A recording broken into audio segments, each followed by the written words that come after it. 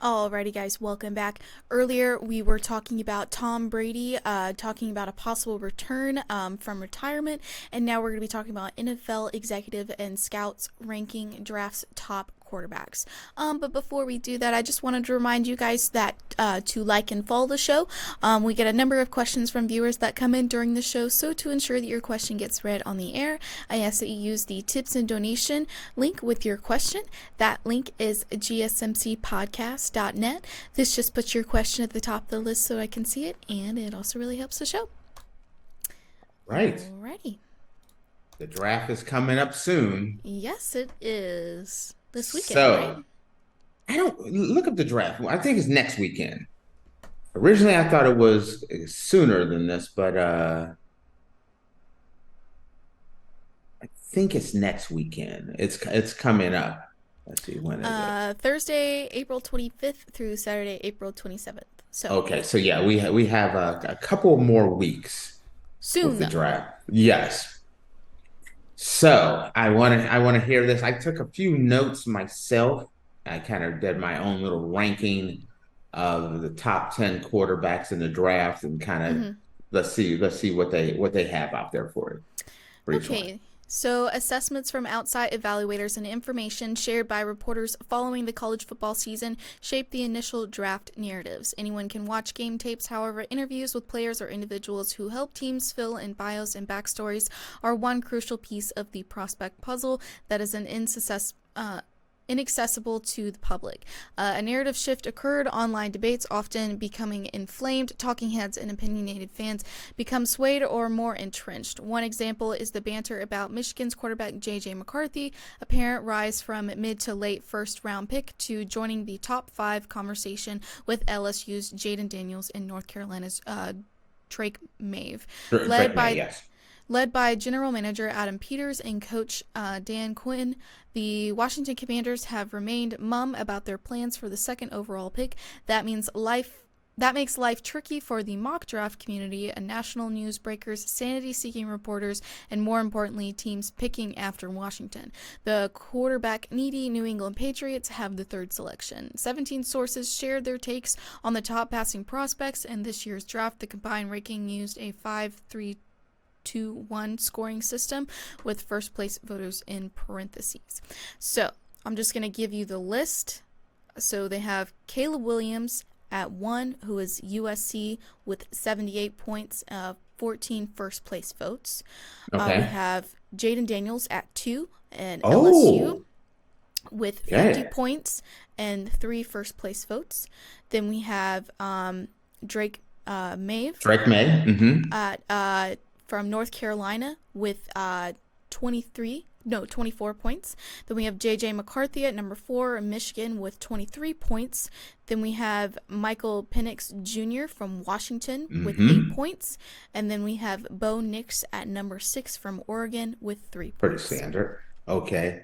Yeah, okay. I'm gonna give you mine. And listen, I'm not an NFL executive. So I What? don't You're think not? I don't see the Washington Commanders coming over and saying, "Hey Tate, who should we take with that second pick?" But I'm gonna give you okay. The number one pick is Caleb Williams. I feel like that's Everyone, university, everybody's choice. Yeah. everyone's gonna take him. He's a dual threat quarterback from USC.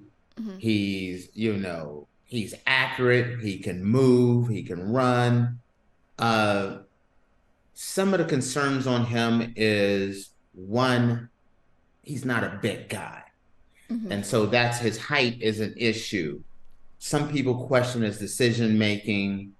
Some people question his toughness because they think he's had such an easy go Hmm. and life and things of that nature, and that his family is very protective of him. So they have him at number one, and pretty much everyone has him at number one. Hmm.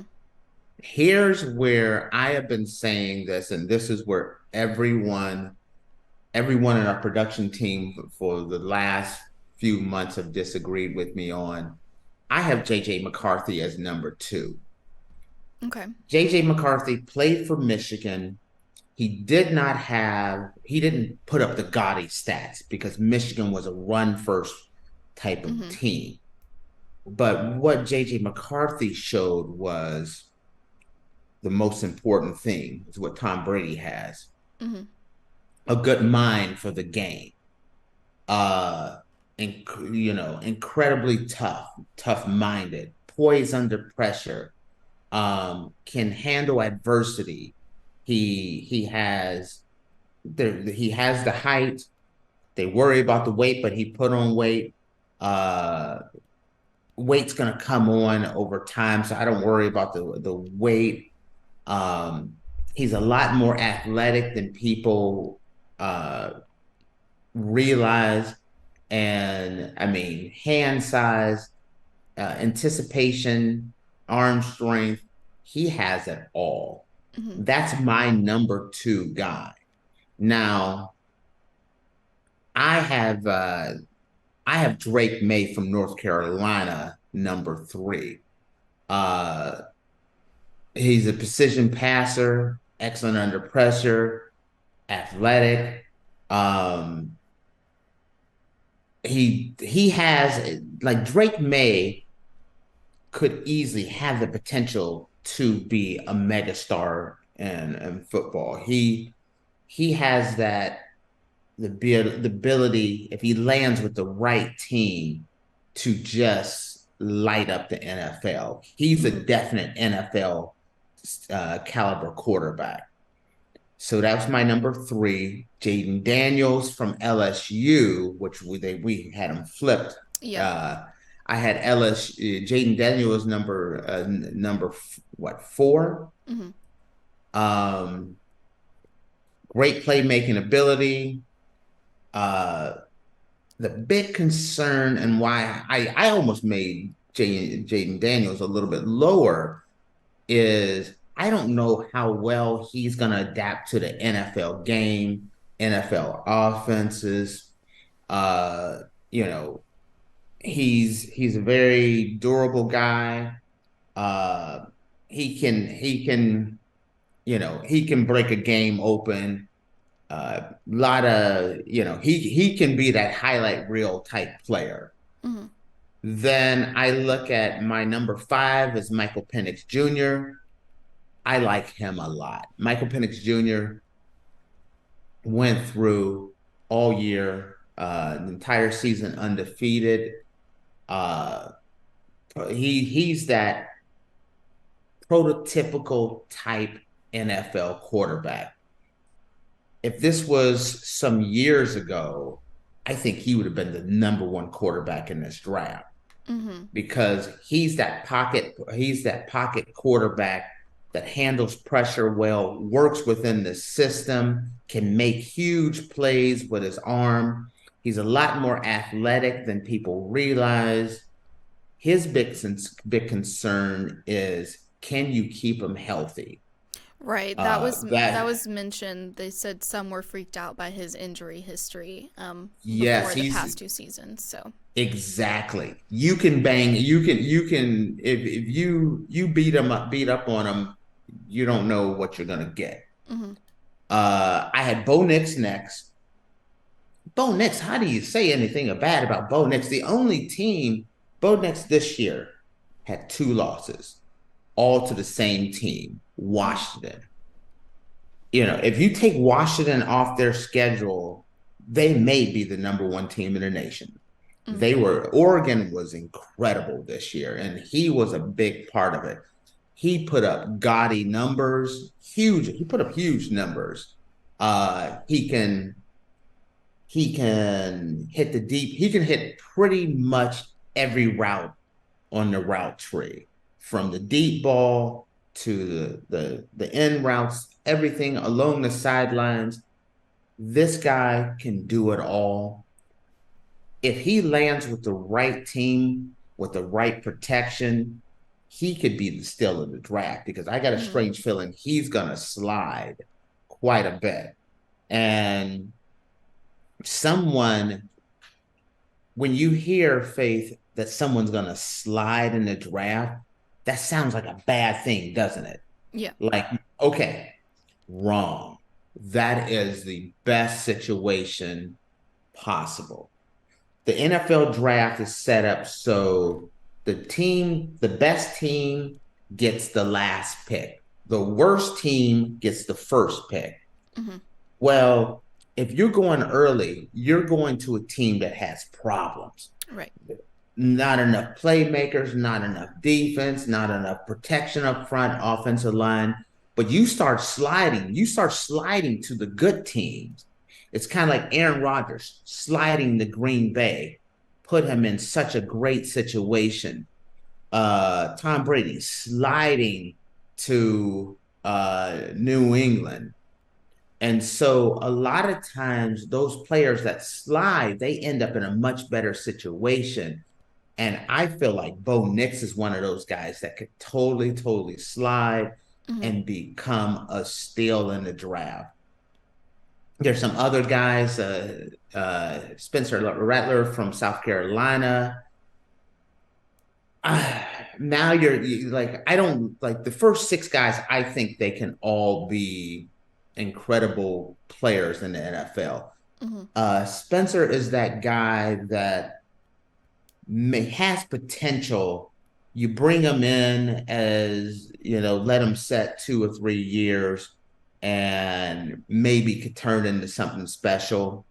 But I would like to see, he has the arm strength. He can hit a lot of the routes, but I don't think the NFL game may be a little too fast for him starting out. And so I would like if someone drafted him, I feel like he's someone that you don't force him into the starting lineup right away. Same goes with Michael Pratt and Joe Milton. Pratt's from Tulane and Milton's from Tennessee. These guys, I feel like, are projects. Hmm. These are guys that you take a swing at them later in the draft, and you most likely need a veteran quarterback, and you're hoping to hit gold with him, kind of like a later in the years, 2, 3, 4 years down the road, kind of like a Brock Purdy, where you weren't planning on having this guy be your future franchise quarterback, but wow, what Yeah. we have is a big surprise. Same with Sam Hartman from Notre Dame. I have him as my 10th player. Uh Hartman, big arm. That's well, that's what he has. But Hartman doesn't take care of the ball. And so I wouldn't be taking a big chance on Hartman as well. These are guys I look at. Pratt, Milton, Hartman are guys later in the draft. If you need a quarterback, you're looking for you want to partner those three guys up with someone that, oh, you already have your quarterback of the future. You're adding depth at the position, someone that's going to be able to learn and develop as the season goes on and as the years go on. But you're not. I don't think you're drafting any of these three, the last three I'm talking about, as players for the future. My stills of the draft, though, if I'm looking at players that people may not think highly of or have questions on, JJ McCarthy, I absolutely love. I love Michael Penix Jr. And here's the thing. Caleb Williams is the one I'm most concerned about. Caleb has it all, Hmm. but I worry about a situation where his family has been very influential in his life and has been very influential in a lot of the things that are coming out in the media and things of that nature. And when you're the number one overall pick, everyone wants to a camera and a microphone in your family's Right. face. Mm-hmm. Do you want to take that on with picking up a guy like that? If he has some adversity starting out, uh, there's a lot of pressure when you're the number one pick. Everyone is looking like either you light it up or they're going to be asking, are you a bust? Is he a bust? Chicago is an organization that has never gotten the quarterback position right. Never. I mean, never, ever have gotten the quarterback position right. So he's going to an organization who does not have a great track record in a city that is starving for a rock star quarterback, starving for wins. They want the good old days of the Bears back. And there's a lot of pressure there. And if he does not take off right away, the media, the groundswell behind him being in the number 3 media market in the NFL, what it means to be the number one, that those are all major red flags that could really crush a guy and turn a guy in that has all the skills. He has all the skills. But can you handle all the pressure? Can your family handle all the pressure? Because make no mistake, they're part of that draft as well. So ultimately, Caleb has the biggest upside and the one that I fear the most. JJ McCarthy and Michael Penix Jr., I'm a big fan of both of those. Drake May as well. But I think there's some great quarterbacks in this one. This, you could look around and there could be 6 starting quarterbacks in the NFL, maybe even 7 starting quarterbacks in the NFL from this draft. If you're hitting, what are you gonna say, Faith? I was just gonna say, yeah, there seems to be a lot of talent this year. So I'm interested to see how the NFL draft is going to go for this year. Yes, I this is going to be an interesting one. Yeah. It's kind of funny. Traditionally, there's always 1 or 2 quarterbacks in a draft that you look at. This one, I'm curious about where all 10 of these guys are going to end up at. Where are they going to end up at? Because I think you don't normally see more than 2 or 3 quarterbacks being drafted in the first round. Could you get 5 or 6 in the first round this year? Maybe. That would be absolutely nuts. So yeah.